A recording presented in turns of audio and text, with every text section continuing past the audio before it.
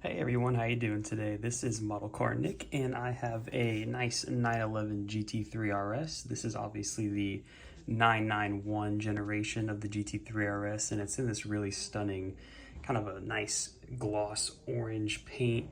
It comes across a little bit more orange on camera, but in real life it's a little bit of a reddish orange. But it looks absolutely incredible. It's got black interior and kind of these dark silver wheels. So let's kind of get into some of the details and features, and I'll give you my overall opinions on this car. But first of all, actually, I paid maybe $90 for this, which was a absolute incredible steal. I'm subsequently selling this now for $125. I feel like that's a little too low, honestly, but it's a quick sale, and I'm selling multiple cars to this person, so, you know, that's worth some money. But that being said, these model cars, there's two for sale right now, I believe, and they are over $200. I mean, I do not think that is market value for one of these. I think you probably should not pay more than $150 for one of these models. You know, they're constantly coming out with different generations of them. Auto Art's releasing a new version, so I would say do not get the Minichamps one. Wait for an Auto Art or try to find a cheaper 991 GT3 RS. But kind of getting into it a little bit more, we'll start with the front of the car. And obviously we'll start with this nice Porsche badge, except it's not a badge, it's just a sticker. And unfortunately Minichamps doesn't do a great job with their vents. This is kind of just a plastic mesh up here on the front of the nose, following down towards the lower of the bumper. Obviously they have the daytime running lights, which I think they did a really good job on.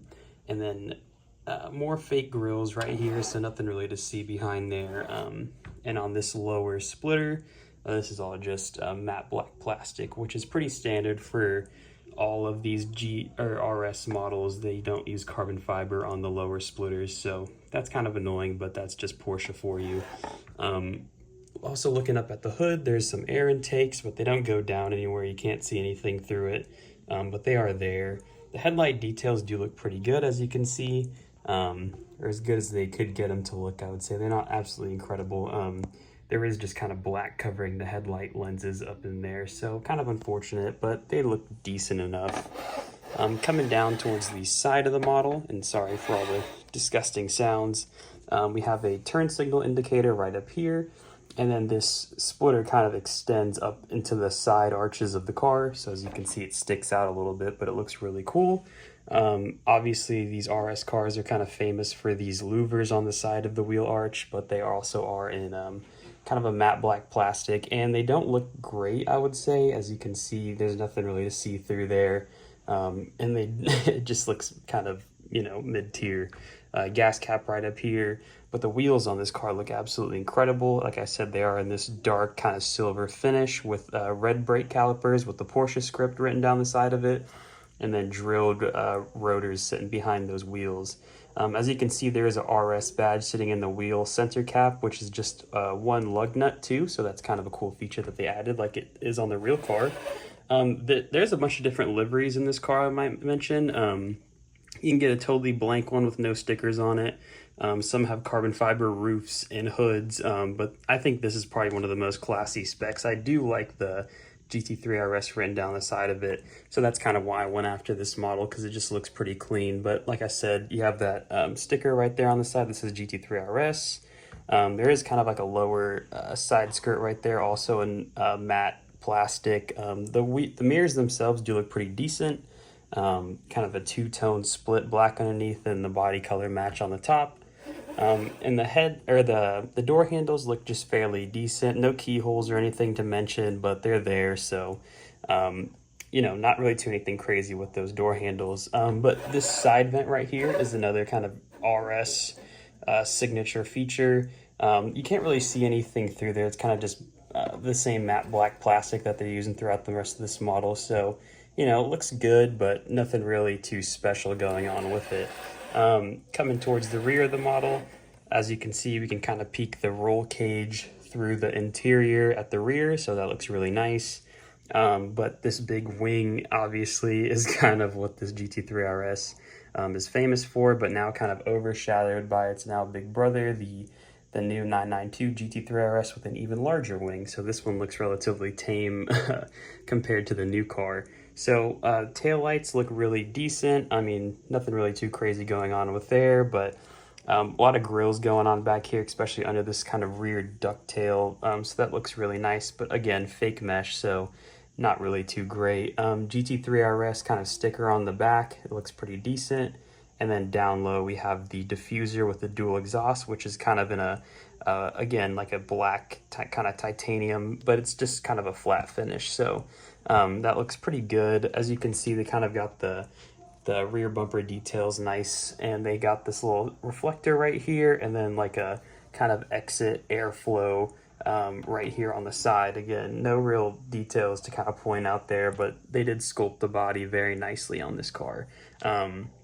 The rear wing itself, though, it doesn't have any Porsche writing on the top, which I've seen on some models, or underneath it. It's just, you know, body color matched.